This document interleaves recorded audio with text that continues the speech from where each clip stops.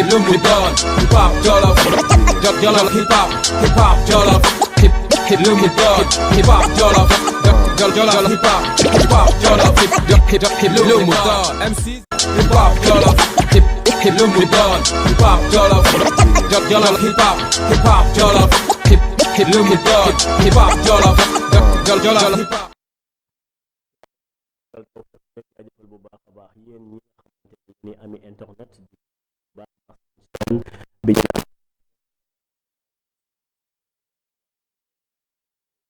bàyyi xel bu baax a baax di jaajëfal la régie comme niñ ko tàmm di defee chaque émission chaque dimanche KMWH la kàggu mbedd show kàggu mbedd hip hop ngay am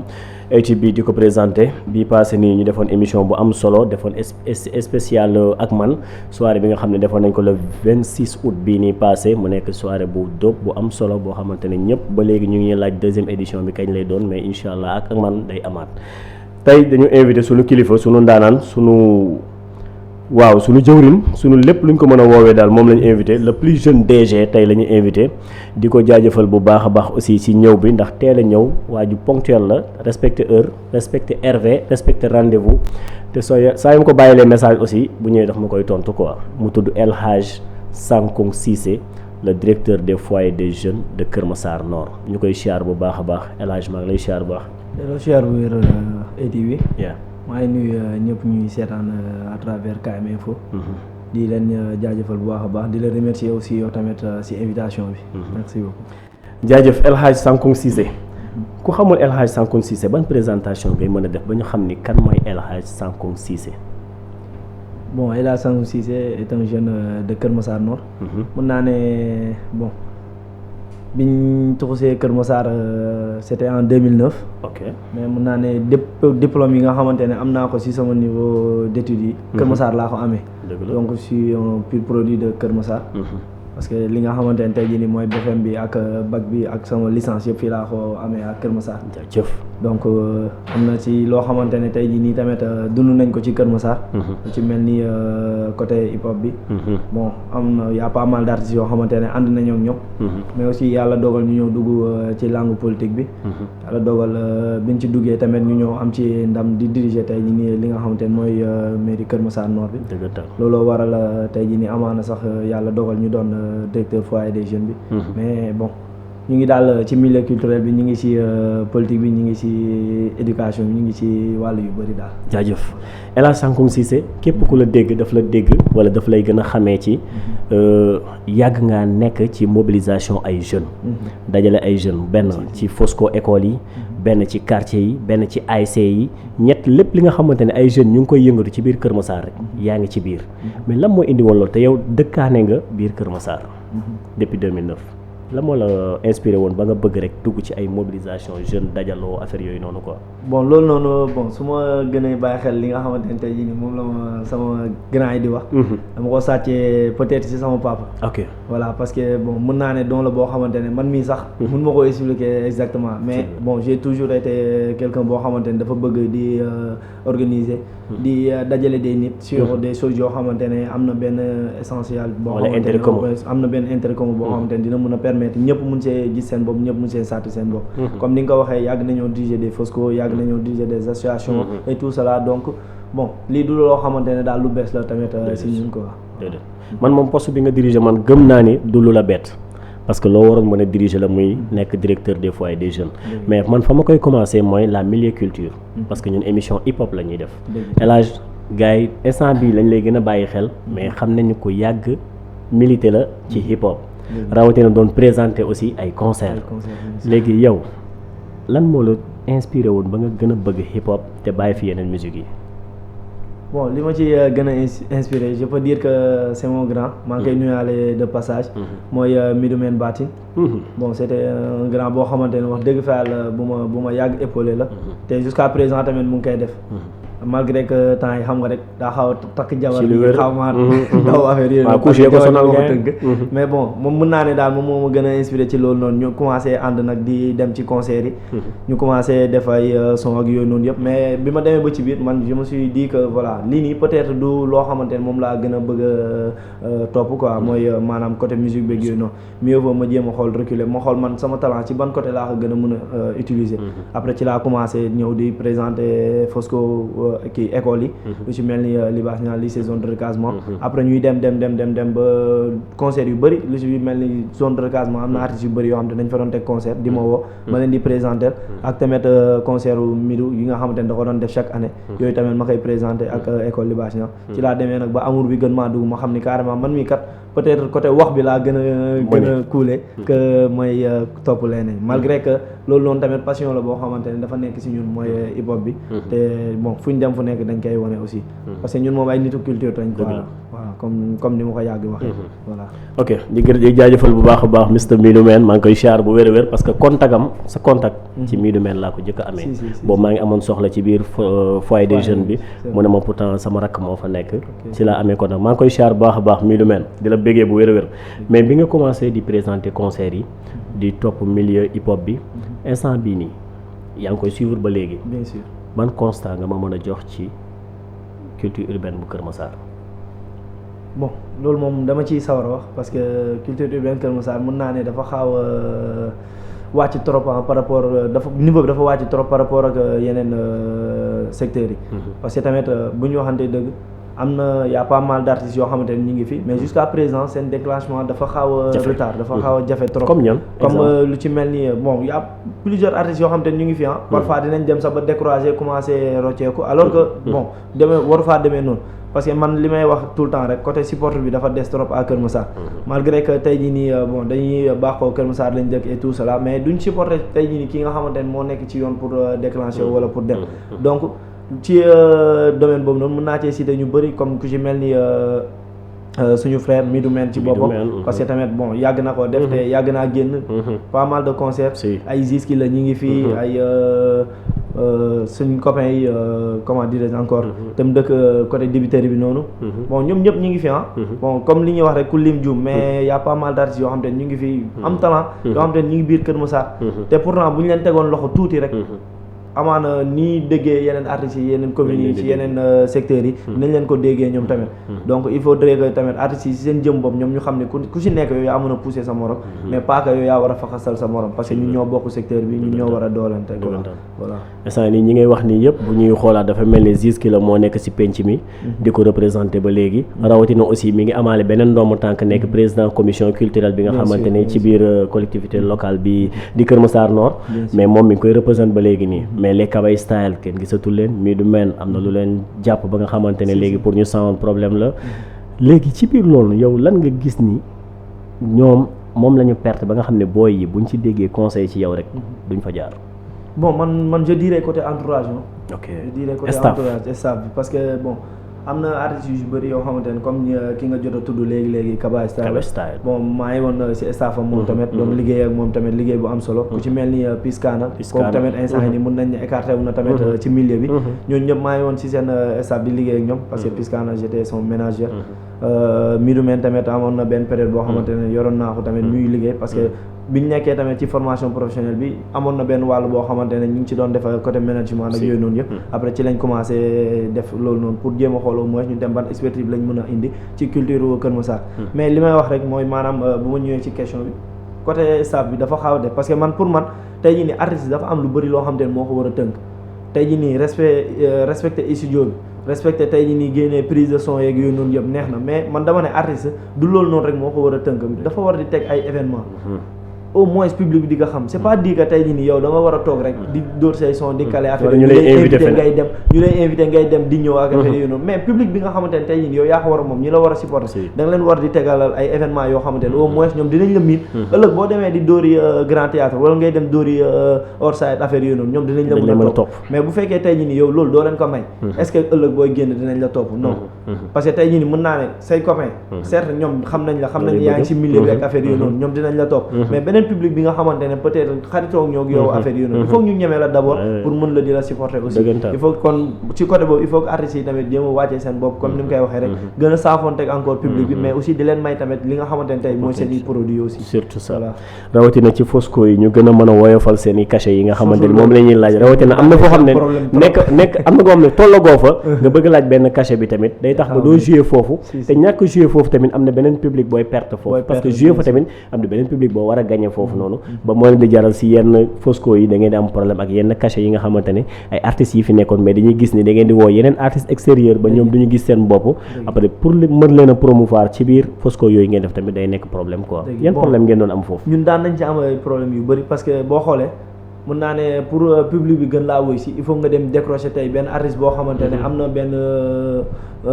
benn tour bi ci jamonoy Canabasse quoi comme par exemple par exemple ñoom Canabasse ay ñoom Edmo Flow affaire yooyu noonu ñoom ñu si bëri jaar nañ par exemple man lycée bi ma nekkoon mooy lycée zone de recasement dañ leen doon décrocher mais problème bi ñu daan am mooy amoon na ay artistes yoo xam ne ñu ngi woon Kër Massar ku ci mel ni X-Brain dañ ko doon jëli mais moom à chaque fois bon mën naa ne transport rek lañ ko doon jox mais lim ñuy apporter sax moo doon ëpp dëgg la maanaam côté boobu noonu fiefam la voilà fiefam la loolu noonu moom moo koy wane pour à ce que bu ñu génnati di dem wooyu beneen artiste parce que suñu première année bi ñu ko defee dañoo dem wooyu artiste ñu boole leen ci ñoom mais année bi ci topp dañoo bàyyi artistes yi ñoom ñu dem jëli leen mais ku ci nekk laa da nga indi people donc loolu noonu daf ñuy permettre ñoom tamit ñu xam ni carrément ni voilà ñun c'est pas parce que dañ leen a respecté wul wala c'est pas parce que dañ leen a bëggul yëkkati moo tax ñuy def loolu noonu mais c'est juste que dañ leen bëgg a wan ni ñeene peut-être public bi ñoom lañ gën a soxla affaire yooyu mais ñoom ñooy wane li tax public bi tamit di leen xaar ñoom dëgg la voilà il faut ñu mën a def ni ñu mën a convaincre public bi ba nga xamante ne yow ëllëg dootoo mën a wooyu ñeneen parce que tamit booy woote li école bi soxla ngay indi parce que école bi tamit moom mooy génnee budget pour mën a def loolu mais defu ko pour affaire de quartier bi wala affaire de fans club bu booy bi la wala jàpp si loolu quoi ci biir loolu noonu nga nekk un militant de la culture bëgg culture bu baax a baax ba tey xam nga da nga milité woon xaw ma affaire de la politique ou bien da nga milité woon waaw ban parti nga milité woon fi nga gars yi di waxee naan ex-Pastef ex-Pastef nga nekkoon quoi mais la moo la inspiré ba nga dugg ci politique grand bon politique du Pastef laa ko njëkk duggee pour dire vrai parce que bon bi ñuy nekk au lycée zone de recasement y avait un de nos maires qui nous avait appelé pour waxtaan ak ñun ci le président Modou Diagne Fada ok bi ñu toogee waxtaan après ñu dem rencontrer ko ñu waxtaan ak moom comme des personnes majeures toog waxtaan mu convaincre ñu ci idéologie yu bëri yoo xamante ne tey jii nii ñun jàppoon nañ ni carrément yooyu noonu kat bu ko sampoon dëggal ko amaana bon ñun tamit dinañ ci gis suñu bopp mais biñ demee ba ci biir dañoo gis ni carrément moom kat lim ñu waxoon ak après lim ñoo def c'est diamétralement opposé ma ne kon bon politique du sama yëf quoi mooy transhumé bi moo leen métti bon transhumé bi ak tamit yu bëri yu doon xew ci biir quoi parce que xam nga am na lu bëri loo xamante ne tey ñi tamit amoon na ay retardement ak yooyu noonu yëpp mais bon comme transhumance moom bon dafa doon loo xamante ne après dañ ko banaliser ici au Sénégal te du loo xamante ne maam lu rafet la parce que tey say militants yow bi boo leen di woo leen pour transhumer da nga leen woo si sa idéologie donc yow sa idéologie yow da nga kaa war a sàmm ba nga xamante ne au moins ñi ngi topp sa ginnaaw dinañ mën a am tey ni benn respect si yow quoi mais boo ko defee leneen rek après ñooñu tamit dañuy xaar di surtout koo xamante ne bu fekkee yow sa kàddu moo ko indi woon ci yow donc boo wàccee sa kàddu rek moom tamit day dem yoon bon loolu noonu moo taxoon après ñu retiré wu toog tamit ay moment yu bëri yoo xamante ne suñ ñoo nekkuloon ci affaire de politique affaire yooyu noonu yëpp mais bon ñu ngi ci doon bàyyi xel di ci suivre nànk-nànk mais à travers la personne de Ousmane Sonko ci lañ demee ba jàpp ne ñun ñii kat ak moom idéologie bi mu indi war nañ see mën a ñëw jàpp ñun tamit indi si suñu touche vu que ni nous sommes des jeunes et que am na lu bëri loo xam ne war nañ koo mën a dénoncer war nañ koo mën a wax ñu soobu si ñun tamit ba yàlla dogal tey lu muy dogal quoi boobu étant étudiant waaw on était aussi des étudiants et tout après ngeen milité wu ci biir ñu milité wu mais aussi am nañ ci aussi des postes de responsabilité parce que je suis le secrétaire général de la JPS Kër Massar Nord ok après bon après ça bon avec tous ces problèmes yi nga xamante ne moo ci ñoo am bon yàlla dogal tey jii nii ñu jàpp ko mais dañuy ñaan yàlla fi mu nekk noonu mu génnee ko fa ba mu ñëwaat encore ñu mën a continuer li nga xamante ne tey jii nii mooy projet bi ñu sumbandoo quoi léegi damay taxaw ci ex-Pastef bi nga xam ne moom nga bokkoon ba milité ci ba nekk ci ba tey jii nga am ndomb tànk bi nga am benn liñ la nominé muy directeur foyer des jeunes mais yow conseiller nga wala non je suis pas conseil municipal. je suis pas conseil. ok doo conseil municipal. Non. mais la moo tax nga mën a nekk nomination boobu te bokkoo ci conseil municipal bi. bon pour domaine boobu noonu moom. dama je ne sais pas ndax il faut nga doon conseil ou pas mais loolu noonu du loo xamante ne maanaam dañ ko faa tënk. dañ ko fa tënk ok non du loo xamante ne dañ ko fa tënk. voilà juste rek parce que peut-être gis na tamit sama expertise. aussi demandé na ma sama CV. bi ma koy yóndee affaire yooyu noonu waxtaan nañ ci domaine yu bëri. ci la jàppee ni peut-être mun na ma kaa jox. mu nommé ma foofu noonu. te bi ma fa nommé ba léegi tamit maa ngi ciy def lépp loo xamante ne tey jii nii gëm naa ni. peut-être bon maa ngi ci yoon bi. parce que li ñuy wax rek nit matul. te boo nekkee fenn aussi da ngay nangu tamit di saafonteeg nit ñi. di woo nit ñi à ce que ñu ñëw tamit liggéey bi gën a ñoŋ. ba nga xamante ne au moins yow doo tëju yow kese si say pensée quoi. te yoon boobu noonu ñu ngi ci yaakaar naa. ma delluwaat ci loolu noonu. yow ki la nominé mooy monsieur le maire. monsieur le maire moom coalition Yewwi Askan mi ngeen bokkoon. moom mu nekk maire. mais moom bokkul woon ex-Pastef. mais yéen. est-ce que affaire bi du pàccoo gâteau wala. poste bi ñu la jox. pàccoo gâteau. waaw du joxuñu la ko parce que dafa am loo xamante ne da nga ko liggéey ci parti bi nga war a récolter quoi. bon je pense que bu doon pàccoo gâteau. duñ ma ko doon jox parce que période bi ñuy gagné mairie. je n'étais pas le secrétaire général de la JPS. ok instant boobu militant simple. donc man bi ñu ñëwee ci coalition bi. bon. comme tout jeune on était engagé jàpp ni Kër Massar war na am changement boo xamante ne ñun ñoo ko war a apporter et que ñu indi si suñu touche ñun tamit bon loolu noonu mën naa ne engagement daal man fu ma dem fu nekk rek loolu laa fay wane parce que li ma yàgg wax rek samay morom jeune dama ne tey jii nii nit ki loo am lu nekk rek peut-être tey jii nii nit ñi dinañ la bàyyi xel wala affaire yoon mais yow yaa koy may sa bopp maanaam ci lan ci sa respect ci sa engagement ak ci sa détermination parce que tey jii nii ñett yooyu noonu lu mu la mayu rek du la ko xañ loolu c'est clair voilà donc man ci ñett yooyu noonu laay doxee ci laay tënku te lépp lu ma am rek sama àdduna jàpp naa ni peut-être loolu noonu moo ma ko may bu ci ginnaaw yàlla quoi loolu moo ma ko may ok voilà nomination mérite la parce que ñoom mi ñu ko nominé tamit xam naa ni ancien militant culture nga da nga kaa bëgg te ba léegi nii da ngaa bëgg culture quoi léegi nag fi nga nekk mu tudd foyer des jeunes. moom mooy rôle foyer des jeunes. bon foyer des jeunes moom rôle am yaatu na parce que mën naa ne lieu de rassemblement la. lieu d'information la et de formation. parce que buñ nee foyer des jeunes tey jii nii mën naa ne moo rassemblé lépp loo xamante ne tey jii nii day yëngatu ci wàllum jeunesse. maanaam côté sport parce que buñ nee sport jeunesse mi ngi foofu noonu. buñ ne culture. buñ ne éducation lépp foofu ci la bokk. donc bon. lii la boo xamante ne moo war a rassembler képp koo xamante ne tey jii nii acteur de développement nga nekk ci biir commune bi jàpp nga ni tey jii nii boo doonee jeune rek foofooy sa kër te je pense que comme ni ñu ko yàgg waxee le foyer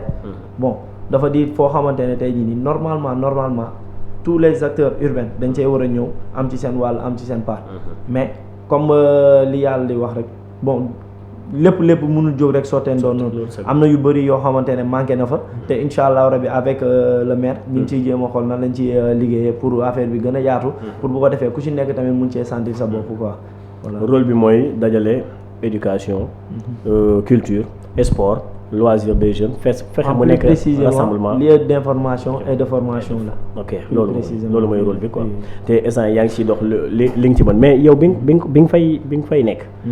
passation de service nga def wala da ngaa ñëw rek yegg si pour nga mën a xam yan constat nga fa fekk bon def nañ passation de service mais bon bugguma ci xuus trop parce que man comme ni may yàgg di wax rek bugguma di wax ci nit te bugguma tamit di wax ci ginnaaw nit parce que tamit pour dire vrai foyer bi auparavant c'était un lieu de convergence tey nii dañ fa doon ñëw parce que man j'étais ici à Kër Massar depuis tout petit dañ doon ñëw foyer ba avec des formations avec suñuy Fosco et tout cela gisoon nañ maanaam ni mu meloon mais après j'ai trouvé que dafa am ay quelques désagréments yoo xamante ne fekkaat nañ ko fa ba après ñu bëri sax dañ koo mujjee daw peut-être dinañ ne maam période corona bi la affaire yooyu noonu mais avant période corona bi noonu la meloon donc du loo xamante ne tey jii nii la waroon mel ñun bi ñu fay ñëw c'était un peu du désordre quoi pour dire vrai parce que manqué nañ fa courant ndox amatu fa woon y avait benn usine boo xamante ne moo nekkoon ci ginnaaw di recycler des déchets yoo xamante ne tey jii nii ça da doon xeeñ foofu noonu yëpp. te foo xamante ne tey jii nii ay xale ñoo fay ñëw di daje. ay jeunes ñoo fay ñëw di daje. pour lan pour xalaat. pour jéem a xool nan la ñuy gën a ñoŋalee ñoom seen taxawaay ci société bi. donc loolu noonu amu fa woon place. donc amoon na yu bëri yoo xamante ne mi ngi woon foofu noonu te je pense que mënoon na faa ñaax. donc bi ñu ñëwee ñun tamit suñu première rôle lan la woon nañ ne carrément fii nii kat foyer des jeunes la donc dafa war a delluwaat encore ci jeunes yi ñu jéem a fexe à ce que yooyu noonu yëpp mu jógee foofu noonu mais fexe tamit ak la mairie ñu jéem a xool na la ñuy rétablir courant bi alhamdulilah def nañ ko ba léegi nag ñi ngi daw ci ndox bi te incha allah am nañ yaqin ni dina ñëw d'ici peu incha allah foyer des jeunes bi ma gis ni yow bi ngay installé wu ba nga xam ne teg nga benn programme boo xam ne bëgg nga ko fa liggéey woowaat jeunes yi ñu ñëw nga ànd seeg un ancien directeur bu fa nekkoon muy monsieur Dame Thiam bien sûr ngeen def fa discours bu am solo discours boobu ngeen fa defoon instant bi soo ma doon defal bilan li nga bëggoon ci programme boobu nga tegoon ak instant bi ni lan nga ci defagum ak lan moo ci sotteegum ak lan nga jàpp ni des na bon mën naa ne damay commencer ci li nga xamante ne tey jii nii sotti na mais avant may dugg ci loolu damay nuyaale aussi Dame Thiam mon président mon directeur aussi voilà parce que nit ku am yitte la nit ku yaatu la nit ku woyof la parce que mën naa ne biñ ma nommé directeur du foyer ba léegi lépp loo xamante ne tey jii nii ñu ngi koy liggéey foofu noonu ñu ngi ciy diisoo donc nit la boo xamante ne vraiment man moom du ma mës a jóg ci di ko remercier mais aussi tamit reconnaissance bi nga xamante ne moom moo ko yelloo incha allah rabi moom dina ko am ci man ba mu mat sëkk voilà bu ñu jógee ci loolu noonu nag li nga xamante ne tey jii nii mooy avantage yi ñu fa jëlee mooy appel bi ngi woote woon concernant les acteurs yi nga xamante ne ñoo nekk biir Kër Massar am na ci ñu bëri ñoo xamante ne gis nañ leen y a pas mal de formations yoo xamante ne organisé nañ ko foofu noonu comme lu ci mel ni des formations en entrepreneuriat avec l'association des entrepreneurs de Kër Massar ñoom ñi nga xamante ne tamit defal nañ ñu don tamit foyer parce que c'est une première boo xamante ne mën naa ne bi ñu nekkee Kër Massar ba léegi musul am lu toll ni foyer des jeunes ay jeunes entrepreneurs cotiser seen xaalis seen propre moyen ñëw jënd ay chaises et tout cela ñëw ne carrément lii don la pour foyer bi loolu c'est à saluer donc de passage ñoom tamit maa ngi leen ci félicité bu baax am nañ si bëri ñoo xamante ne tamit ay ñi ngi gën a ñëw parce que lu ci mel ni ay centre yoo xamante ne ñu ngi hors secteur ñoom tamit ñi ngi ñëw di ñu seet si am nañ tamit ay partenaires yoo xamante ne ñëw nañ mën naa ne daal biñ toogee ba léegi instant yi nii bilan positif man laa ci gën a jëlee quoi parce que y a plus d'entrée que de sortie alhamdulilah ñi nga xamante ne tey ñii ni amaana geddoon nañ foyer bi yàlla dogal na ni ñëwaat nañ encore ba mën a approprier wu foyer bi te xam ni carrément seen yëf la quoi foyer bi gis naa ni côté sport moo fa gën a fës si côté sport bi moo gën a fës gis naa sport bi am na fa doole rawatina karatéka yi ñu ngi ñëw di ko fréquenter tuuti la culture mais éducation bi lan ngeen ci gis ni moom ba xam ñu ngi fay ñëw wala ñëwuñu fa quoi à part la formation bi nga waxoon bon éducation moom dafa manqué parce que bon ñu ngi démarché ay structure d'état yoo xamante ne ñoom ñooñu promettroon ni dinañu si jàppale lu ci mel ni pôle emploi bu Kër Massar am na si yu bëri yoo xamante ne tamit démarché woon nañ ko mais mujjul woon sonti parce que comme ni ñu koy waxee rek liggéey dafa am leen loo xamante ne da koy laaj mooy ak côté logistique mun naa ne côté logistique bi nag moo ñu doon gën a bloqué à chaque fois mais alhamdulilah ba instant yi ni ñu ngi ciy avancé am na suñu bëri ñoo xamante ne instant ni war nañ koo tàmbali am na tamit benn idée boo xamante ne tamit incha allah rabi balaa vacances yi di jeex wala tamit début octobre bi dinañ ko lancer pour côté formation bi parce que comme li may wax rek tey jii nii certes je suis le directeur mais mën naa ne je suis habilité à coordonner les activités yi nga xamante ne tey jii nii moo war a am ci biir foyer bi mais man chaque fois li ma mën rek mooy lancer appel à ce que ñi nga xamante ne tey jii nii ñoom ñoo détenir loolu noonu ñoom ñi nga xamante ne ñoom ñoo nekk ci domaine yooyu noonu ñu ñëw jéem a liggéey ak ñun parce que foyer bi aussi tamit ñoom am nañ ci part de responsabilité parce que seen foyer la foyer des jeunes la ñu wax kër ñu ndaw yi donc ñoom tamit bu fekkee ay ndaw lañ pare pour liggéeyal jeunesse bi war nañoo ñëw ñu jéem a xool na la ñuy collaborer ak ñoom waxoon naa ko sama appel ba mooy lancement bi nga waxoon noonu dama ne carrément certes tey jii nii ñun mënuñoo xam ñëpp wala tamit mënuñoo dem si ñëpp mais je pense que ñëpp xam nañ foyer ba ñëpp mën nañoo ñëw foyer ba te ñun jafewuñu suñu numéro bañ nañ ko taf nañ ko ci buntu foyer bi taf nañ ko ci bâche bi donc képp koo xamante ne soxla na foyer bi dalay ibbil ay portam donc nañu xam ni carrément foyer bi du man maa ko moom du maire bee ko moom du keneen ak keneen moo ko moom mais population Kër Massar moo ko moom plus particulièrement la jeunesse voilà léegi comme côté boobu noonu woo ngeen ñëpp pour ñu ñëw liggéey si woo nga leen aussi képp ku ci am idée ak xalaat boo xamante ne wala projet boo xam ne bëgg nga ko def ci biir foyer bi war ngaa mën a ñëw def ko mais gars yi dañuy ñëw rek gis ni ODCAV dafa récupérer foyer bi bon directeur foofu tamit beneen cas la est-ce que récupération am na ci. bon peut-être ñoom seen i activité moo ëpp. waaw loolu je peux l'accepter. waaw mais bu fekkee côté récupération je ne pense pas que récupération am na ci. ok parce que man comme ni ma ko waxee rek tey jii nii certes je suis jeune. mais du ma mës a nangu la àdduna nit ki dox sama kaw. wala kuy jéem a maanaam di jéem a dox ci sama maay affaire yi noonu man loolu àdduna du neex ba ma nangu ko. parce que je suis pas aussi bête ba ma war a bàyyi li nga xam te ne dañ ma ko dénk pour jeunesse su Kër Massar bi. may nangu tey nga koy may ma koy may kenn. loolu noonu bon li nga wax nii yàgg naa dégg ñu koy soufflé ak affaire yooyu noonu mais du loo xamante ne récupération la parce que tey jii nii boo xoolee ñoom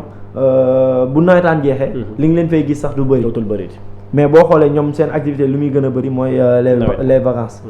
vacances yi bu jotee nawet gi nii affaire yooyu noonu ñu commencé seen dépôt licence yi ci la ñuy bëri foofu noonu te loolu noonu mën nañ leen koo nam parce que tey jii nii certes ODCAV département bu nekk am na fa parce que tey jii nii ñoom bi ñuy ñëw à Kër Massar naa ne foyer bi c'était pas occupé c'était pas occupé parce que salle bu mag boobu noonu dañ ko bàyyi woon parce que dafa amoon benn kii bu fa nekkoon benn ONG bu fa nekkoon doon def des formations par 15 jours affaire yooyu noonu mais boobu noonu man awma ci information lu bëri parce que sama prédécesseur moom saa bu ma ko si doon laajte bon du ma leeral yooyu noonu quoi mais bon ci salle boobu noonu après ci la leen ko maire joxe mais depuis boobu ba léegi tamit ñoom tamit seen liggéey mi ne parce que tamit mën naa ne foyer bi lépp loo xamante ne tey jii nii ñoo ngi ko fay liggéey ñoom seen participation mi ngi siy ñëw comme ñi nga xamante ne tey jii nii ñoo fa nekk mooy côté danseurs yi côté karatéka yi ak yooyu noonu yëpp wax dëgg fa yàlla te mutuelle de santé bi mu ngi foofu tamit association des handicapés tamit ñu ngi foofu mën naa ne daal foyer bi regroupé na boo xoolee domaine social yëpp mais côté culture bi man dama leen doon xaar bu yàgg ba léegi mais bon ils ont tardé à venir parce que boo xoolee benn kii rek moo fa nekkoon mooy Before Dance ñoom ñoo fa nekkoon doon def seen activité ak yooyu noonu yëpp bon et puis après loolu noonu après ci la ak man ñëwee tamit ma ci remercier bu baax a baax ñoom tamit seen initiative boobu noonu ñu lancé parce que tamit loolu dina permettre au moins foyer bi gën a dund di leen xaar tamit ci projet yi nga xamante ne waxtaanee woon nañ ko ñu jéem koo jëmmal quoi insha allah ak man mooy les acteurs culturels de Kër Massar Nord loolu am na solo ñoom tamit ñu ngi ñëw di waajal mais bu ñooñu ñëpp dajewee ci benn bërëb ñu fay soxla foo xam ne ñëpp dañ koy soxlaandoo ban horaire ngay mën a créer ci loolu noonu naka nga koy doxalee bon pour loolu moom mën naa ne suñu jàng tamit côté organisation ak yooyu noonu yëpp wax dëgg fa yàlla yàgg nañ ko gérer parce que biñ ñëwee amoon na benn pëccoxoo boo xamante ne parfois bu gars yi daan soxla réunion sax dama daan am problème pour joindre ñi nga xamante ne tey ñoo fi mais alhamdulilah ba ñoom ñëpp tamit yombalal nañ ma ko ñi nga xamante ne ñoom ñooy les occupants du foyer ñu concerté wu woote réunion waxtaan affaire yooyu noonu xamal leen ni carrément ni ñoom fi ñu nekk nii kat moomuñu ko mais jeunesse su Kër Massar moo ko moom donc képp koo xamante ne soxla na ko ñoom dañoo war a pousse abal ko ba kooku noonu pare après ñoom ñu ñëwaat parce que ñoom tout le temps ñi ngi foofu noonu donc keneen bu ko soxlaa pour benn durée ñoom war nañ koo mën a jox ñooñu noonu moo xamante ne au moins ku nekk dina si gis boppam donc ci côté boobu noonu la ñu waxtaanee ñu defar benn plan du temps boo xamante ne ku ci nekk jox nañ la sa heure léegi nag heure vide yi nga xamante ne mi ngi foofu keneen ku ñëw déposé si tamit ñooñu lañu jéem a xoolee nan lañ la ciy dugalee te alhamdulilah instant yi ñu ngi ciy dugal mais problème bi ñu am mooy problème d'espace parce que ku xool foyer bi xam ni carrément bâtiment bu yàgg la surtout mais waxtaan nañ seeg maire alhamdulilah lancé nañ marché bi mi ngi ñaan tamit doomu Kër Massar yëpp ak magu Kër Massar yëpp tamit voilà ñu ñaan à ce que kii marché boobu noonu mu gaaw aboutir moo xam te ne dinañ ko démarrer d'ici peu insha allah rek ñu mun a am foyer boo xamante ne bon ça digne de son nom quoi ñëpp dinañ ci xeej insha allah macha allah loolu mooy li nga xamante ne mooy foyer des jeunes bi nga xamante ne moom nga diriger jëlee nga ko ci côté boo xamante ne bu metti la woon lu ne amu fa woon lu bëri dañ ko geddoon bàyyiwaat ko man seede laa ci ñu bëri ñëwaat nañu di ko fréquenter am na ñoo xam ne dama dajeek ñoom ñu ne ma ñoom ca lycée zone lañ doon entraîner léegi bàyyi nañ ko ñëw nañ ci foyer bi am na ay acteurs théâtre yoo xamante ne bàyyi woon nañ foyer bi léegi ñëwaat nañ ci biir foyer bi ñu ngi foofu noonu karatéka yi ñëwaat nañ ci biir foyer bi ak man les acteurs culturels de Kër Massar aussi ñëwaat nañ ci biir foyer bi kon liggéey bu rafet nga am solo te liggéey bu rafet boobu noonu moo waral maire lancé marché bi aussi pour que mën a réhabiliter foyer bi ba mën ko defaat loo xamante ne ku nekk dina ci mën a am bureau bi mu bëgg foofu lay tëjee may xool bu fekkee sama régie mi ngi baax ñu may ma benn son boo xamante ne dinañu mën a jël pause tuuti naan ci son boobu nag ñu daal def benn transition quoi monsieur le directeur si c'est bon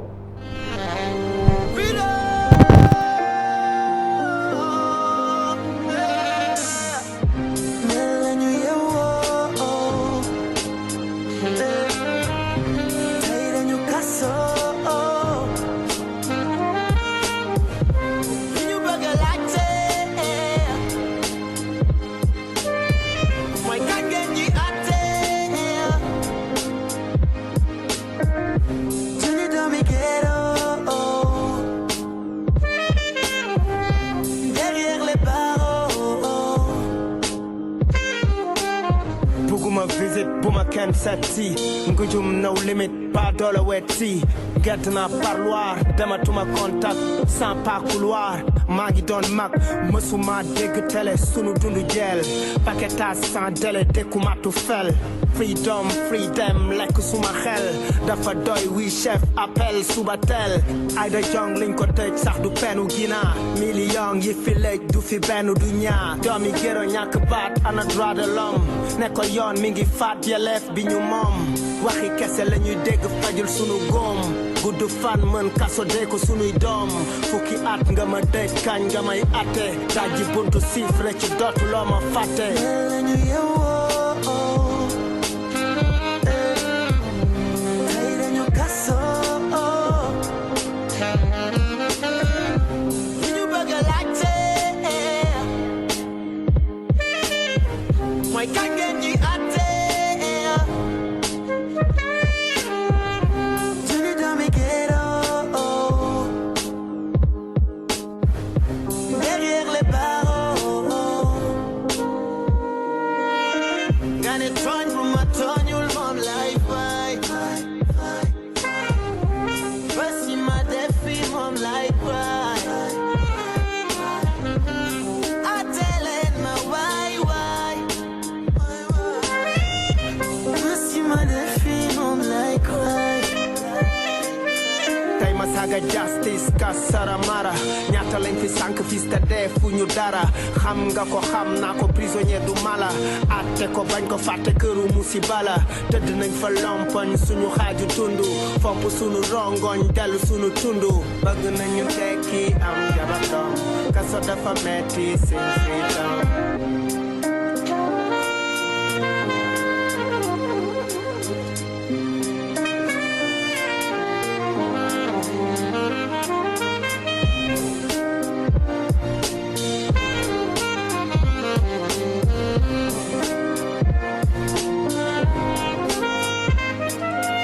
Baye Diallo ana grand Baye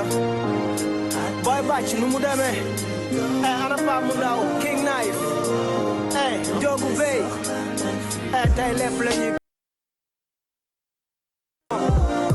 duñu bind sax bon wax ko chef de chambre wax ko chef de poste wax ko chef de cour wax ko directeur waxal ñu monsieur le ministre de la justice monsieur Sidiki Kaba garde des sceaux dañoo grève de la faim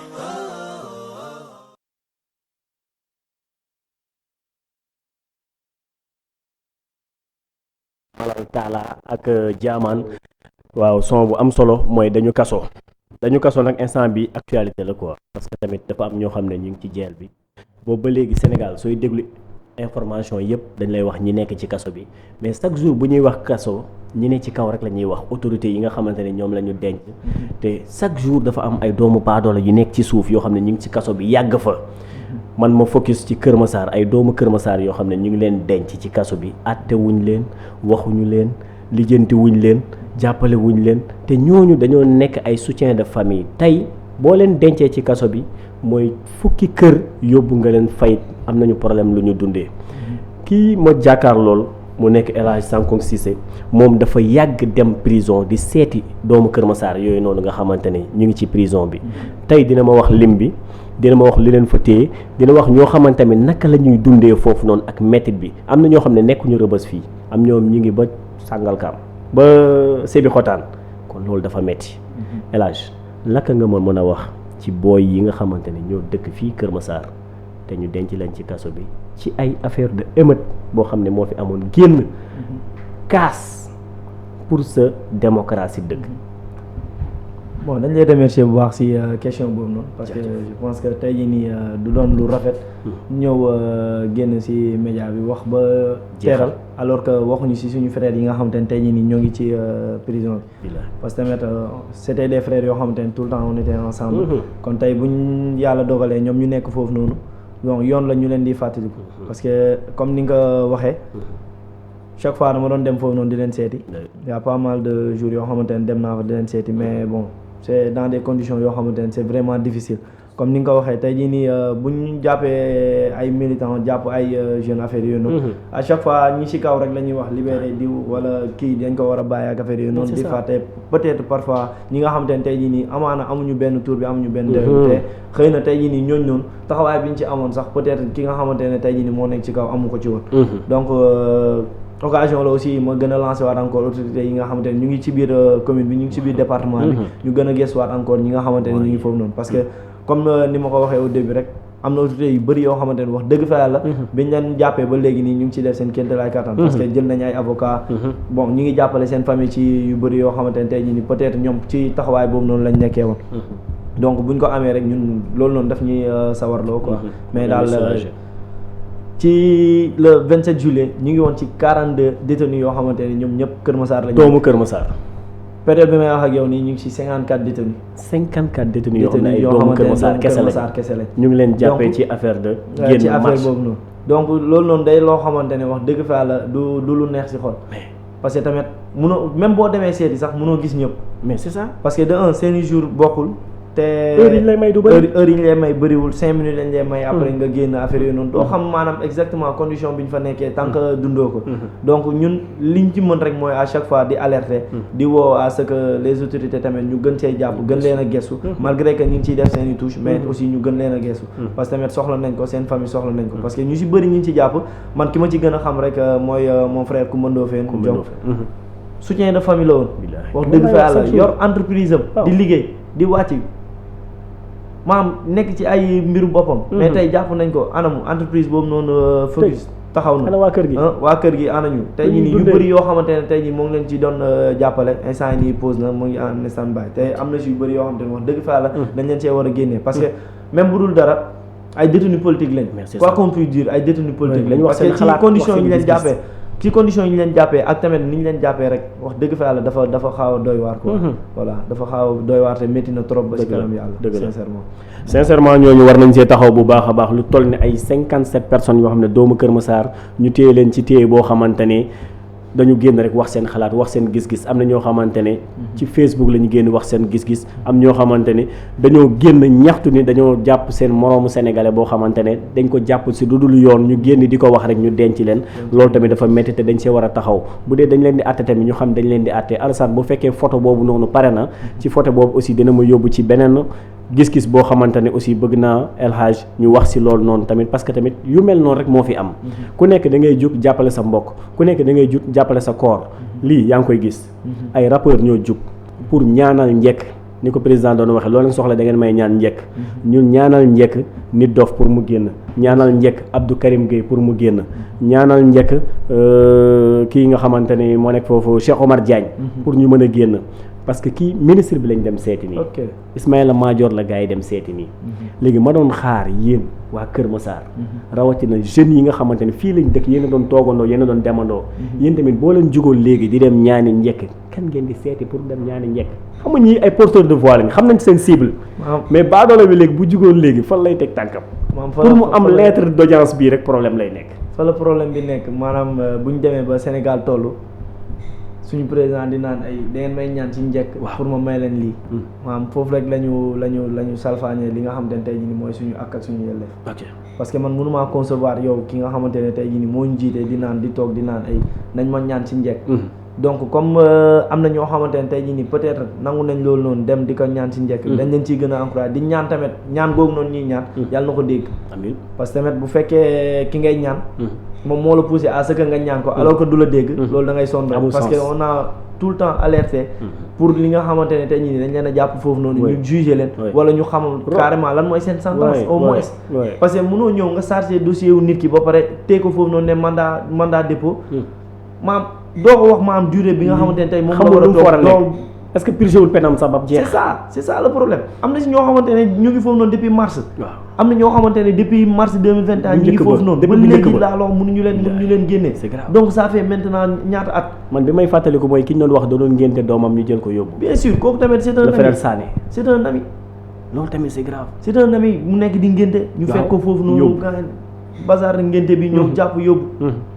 maanaam c'est des faits yoo xamante ne wax dëgg fa àlla dafa métti ci xol. dafa métti ci xol. donc ñun li ñuy lancer à chaque fois rek mooy ñooñu noonu ñu jàpp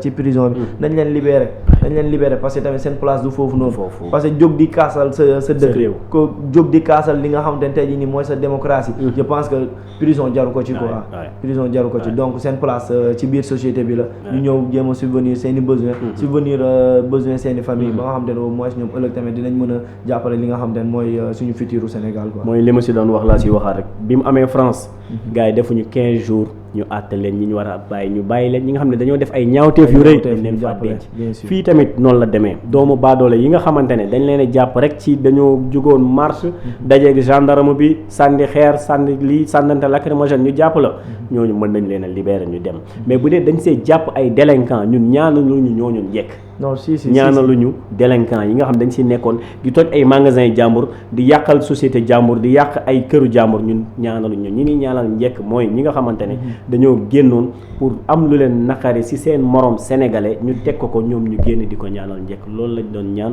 pour ngeen may ñu njëkk ci 55 doomu Kër Massar yooyu nekk ci biir ngeen dimbali ñu génn ñu ñëw fekk ci seen famille ndax ku tëj 55 personnes mooy tëj nga 55 xelu famille kon loolu dafa metti quoi mais le cas de Sonko noo ko gisee bon le cas de Sonko c'est un peu délicat parce que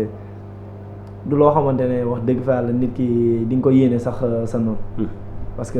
nit koo xamante ne à chaque fois ci lan la nekk ci alerte ci lan la nekk ci éveiller conscience u population bi ci lan la nekk ci dénoncer ci li nga xamante ne tey jii nii mooy des malveillances yi nga xamante ne mi ngi suñu biir dëkk après kooku noonu ñun ne dañ koy tey pour lan pour des choses yoo xamante ne c'est vraiment terre à terre parce que de un liñ ko inculpé ak liñ ñëw saate ci dossier bi c'est diamétralement opposé donc loolu noonu wax dëgg fa yàlla doon na loo xam ne lu métti la ñun nag duñ taay mukk ci di ko ñaan parce que tey jii nii mi ngi woon ci grève de faim bi alhamdulilahi rabbil alamin annoncé nañ ñu ko ni jóge na ci ñu ngi ciy sant bu baax a baax di ñaan tamit feebar bi nga xamante ne tey jii nii dab na ko ci yàlla saafara ko ba nga xamante ne mooy dina mën a dellu siwaat encore ci population bi mën a ñëw continuer projet bi nga xamante ne ñun moom lañ ko toppee woon te incha allah rabbi gëm nañ ne en 2024 projet boobu noonu dina aboutir. mooy en 2024 day bokk ci élection yi. maanaam gëm nañ ne en 2024 projet boobu dina aboutir incha allah. mais bokk ci projet bi bokk ci candidat yi laa wax de. maanaam bu ñu gëmee ni projet bi dina aboutir rek lu ne mën na cee xew. incha allah kon plan B beeg C beeg D bi may dégg nii. A ba Z de Sonko la. ah bon waaw ex membre boobu tamit jaaxal na ma de mais dafa mel ni loolu mooy baal leen ma waay. dafa mel ni loolu rek laa amoon koo xamante comme question yi waroon ko mën a waxtaanee parce que directeur mënu ma woon toog ak yow ñu waxtaan lu jëm ci culture waxtaan ci foyer ba pare te duñu waxtaan parce que saa yu ma la woowee téléphone bu dee jeudi la di nga ne ma yaa ngi seeti détenu yi quoi boo ma waxul yaa ngi seeti di nga ne ma yaa ngi fa jóge di ñëw